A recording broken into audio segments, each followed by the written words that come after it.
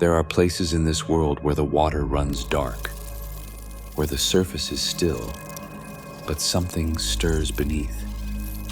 Something ancient, something watching.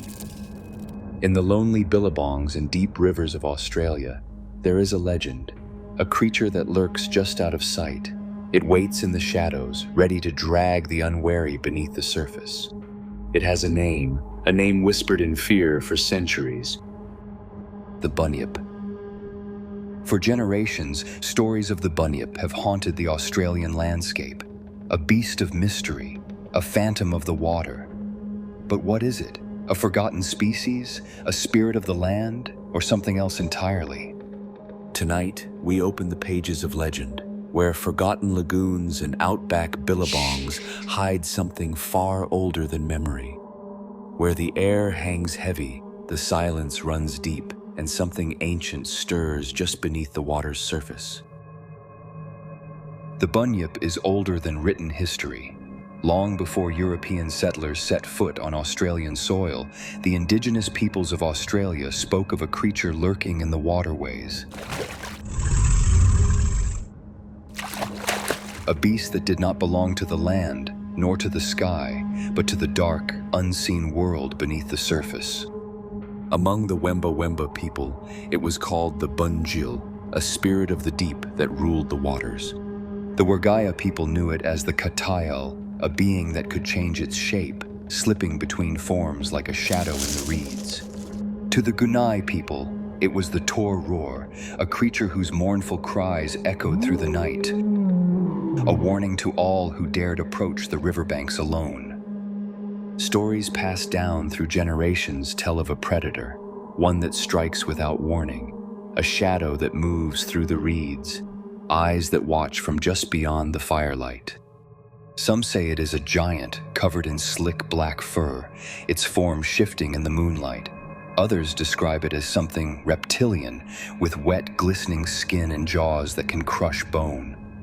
Some claim it has long, twisted horns. Others, a gaping maw lined with needle-like teeth. But no matter the form, all the stories share one thing in common. The Bunyip is a hunter. In the dead of night, it waits beneath the water, silent, motionless, until the moment it strikes. And when it does, there is no escape. The warnings were clear: stay away from deep water after dusk. Never approach the billabong alone. And if you hear a low, rumbling growl from the water's edge, don't scream. Death is already on its way. When the first European settlers arrived in Australia, they brought with them stories of wolves, bears, and other beasts from their homelands. But nothing could prepare them for the tales whispered by the Indigenous people, stories of a creature unlike anything they had ever known, a creature that lurked beneath the surface, waiting, watching. The first recorded mention of the Bunyip in European writings came in the early 19th century. Settlers spoke of strange, guttural howls echoing through the night, of livestock disappearing without a trace, their hooves dragging deep into the mud before vanishing entirely. In 1818, explorers Hamilton Hume and James Meehan claimed to have discovered large, unidentifiable bones along the banks of Lake Bathurst. According to their Aboriginal guides, the remains belonged to what their people had always feared, the Bunyip. More discoveries followed. In 1845, a newspaper article in the Geelong Advertiser described the remains of a remarkable aquatic animal found along the Murrumbidgee River. The report detailed its spine-curdling cry, half scream, half roar, and a presence that left even the bravest men unwilling to approach the water at night. And then there were the sightings. In the 1850s, a group of settlers near the Goulburn River awoke to a terrifying sound, deep, guttural, and unearthly. When they rushed outside, they saw it, a dark, hulking shape moving through the reeds, its eyes gleaming in the moonlight before it slipped beneath the surface, vanishing without a trace. By the late 19th century, Bunyip hysteria had taken hold. Newspapers across Australia ran sensational headlines. Water monster devours livestock. Child vanishes near billabong. blood found on riverbank. Some claimed it was a relic of a forgotten age, an ancient creature that had survived extinction, hiding in the remote waterways of the outback. Others believed it was something far worse, something beyond human understanding. But whether the stories were real, exaggerated, or something else entirely, one thing was certain. Something was out there, and people were right to be afraid. The Bunyip is a creature without a single face. It is a nightmare given form, shifting and changing depending on who tells the story. Some say it has the body of a giant dog, its matted fur slick with water, and eyes that catch the light with an unnatural glow.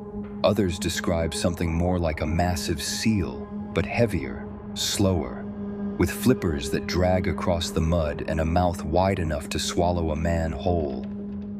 In some accounts, the Bunyip has a long serpentine neck, its head rising above the still water like a phantom watching through the mist.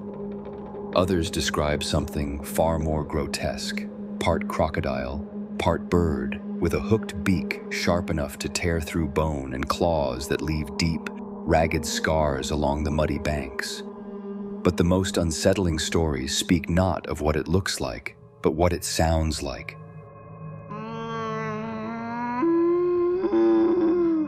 A low, broken cry like a dying animal echoing through the night, luring the curious to the water's edge, and when they lean in, when they strain to hear just a little more, the surface breaks open. Something surges upward. They're dragged beneath in an instant. No scream, no struggle, just a churning of blood and the slow, rhythmic slap of red-stained waves against the mud. But if the Bunyip is real, what is it? Some believe it is a relic from a prehistoric past, a descendant of the ancient Diprotodon, a massive wombat-like creature that roamed Australia thousands of years ago. Others suggest it is an undiscovered species of water-dwelling predator, a carnivorous marsupial long thought extinct. Could the stories of the Bunyip be memories of creatures that once stalked these lands, or is it something even stranger? Some researchers suggest a different possibility, one that isn't about an animal at all. They believe the legend may have been a way for indigenous communities to speak about the arrival of European settlers. A warning, cloaked in story, about a new kind of danger. One that came from across the sea. One that brought violence and destruction. One that walked on two legs and looked human. So was the Bunyip a beast?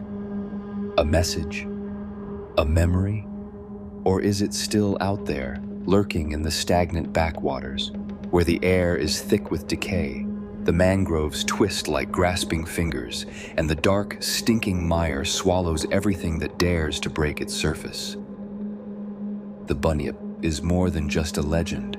For centuries, people have claimed to see it, shadowy figures in the water, strange shapes moving beneath the surface. Some encounters end with nothing more than an eerie silence. Others end in something far worse.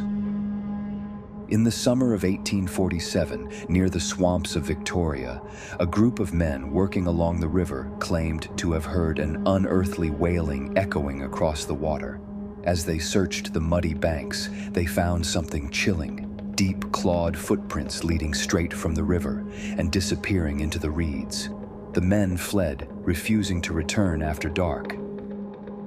In 1852, a shepherd tending to his flock near the Lachlan River reported seeing something rise from the water, a massive dark creature, its head towering above the reeds. It let out a long guttural growl before vanishing beneath the surface. Days later, the body of a missing settler was found floating in the river. His limbs twisted, his face locked in terror. In 1890, an Aboriginal tracker leading a group of settlers through the wetlands of South Australia suddenly stopped. He refused to go any further. When pressed, he simply whispered one word: Bunyip. That night, the men camping by the water reported hearing something moving outside their tents.